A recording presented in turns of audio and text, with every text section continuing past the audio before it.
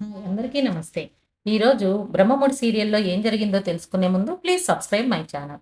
ఇక సీరియల్‌లోకి వెళ్తే రాజ్, కావ్య వీడియోని చూస్తా ఉంటారు. అందులో ఉన్న నంబర్‌కి ఫోన్ చేసి అడ్రెస్ కనుక్కుంటారు.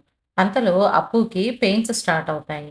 కళ్యాణ్ ఆ రౌడీలను బ్రతిమిలాడుతూ ఉంటాడు. మమ్మల్ని వదిలిపెట్టండి తనకి పెయిన్స్ వస్తున్నాయి అని చెప్పి. రాజ్, కావ్య ఆ ప్లేస్‌కి చేరుకుంటారు. ఇక్కడే ఎక్కడో దాచిపెట్టుంటారు అని చెప్పి వెతుకుతూ ఉంటారు అప్పు, కళ్యాణ్‌ని. అప్పుని, కళ్యాణ్‌ని చూస్తారు రాజ్, కావ్య. పెయిన్స్‌తో ఏడుస్తూ ఉంటుంది అప్పు. వెనక నుండి వచ్చి అప్పు, కళ్యాణ్‌లను విడిపిస్తారు రాజ్, కావ్య. రౌడీల చేతిలో రాజు ఇరుక్కుంటాడు. రాజును కొట్టి పడేసి అప్పు, కళ్యాణ్‌ని మరలా పట్టుకోవడానికి వెతుకుతూ ఉంటారు.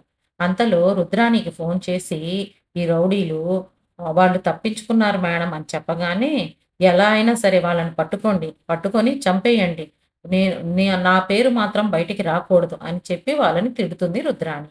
ఆ తరువాత రౌడీలు అప్పుని కత్తితో పొడవబోతే అదే టైంకి రాజు వచ్చి కాపాడతాడు. కావ్య కారు తీసుకొచ్చి అప్పుని హాస్పిటల్‌కి తీసుకువెళ్తుంది. అంతలో దుగ్గిరాల ఫ్యామిలీ అంతా హాస్పిటల్‌కి చేరుకుంటారు.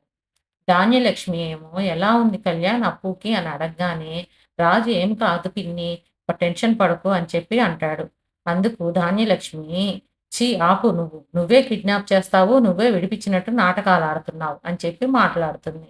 అందుకు కళ్యాణ్ చాలా కోపంతో "ఆపమ్మా! ఏం మాట్లాడుతున్నావు నువ్వు? ఏమైనా మాట్లాడే అప్పుడు ఎవరిని ఏమంటున్నావా అని ఆలోచించి మాట్లాడు. ఏ ధ్యాసలో ఉండి మాట్లాడుతున్నావు? అన్నయ్య, వదిన అలాంటి వాళ్ళా? వాళ్ళ గురించి నువ్వలా మాట్లాడాలా?" అని చెప్పి అడుగుతాడు. "అన్నయ్య, వదిన గురించి అలా మాట్లాడకు. వాళ్ళే లేకుంటే ఈరోజు మేము లేము. ఎంతో కష్టపడి మమ్మల్ని కాపాడారు ప్రాణాలకు తెగించి" అని చెప్పి అంటాడు కళ్యాణ్. అదంతా విన్న దుగ్గిరాల ఫ్యామిలీ మెంబర్స్ అంతా అపర్ణ, సుభాషు ప్లస్ అమ్మమ్మ గారు అందరూ ధాన్యలక్ష్మిని తిట్టిపోస్తారు. అంతటితోటి ఈరోజు ఎపిసోడ్ అయిపోతుంది. రేపటి ఎపిసోడ్‌లో అప్పు డెలివరీ అయ్యి పాపకి జన్మనిస్తుంది.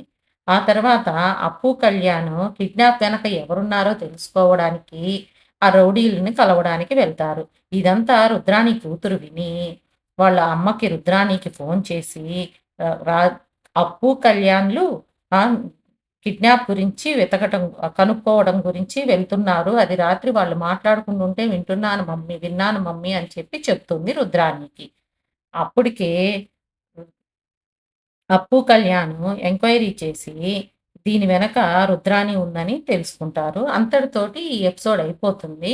మరి దాని తర్వాత ఏం జరుగుతుంది? రుద్రాణిని ఏం చేస్తారు? ఏంటి? అసలు ఈ విషయం బయట పెడతారా లేదా అనేది రేపు చూద్దాము. చూసిన వాళ్ళంతా please subscribe my channel. Thank you all of you.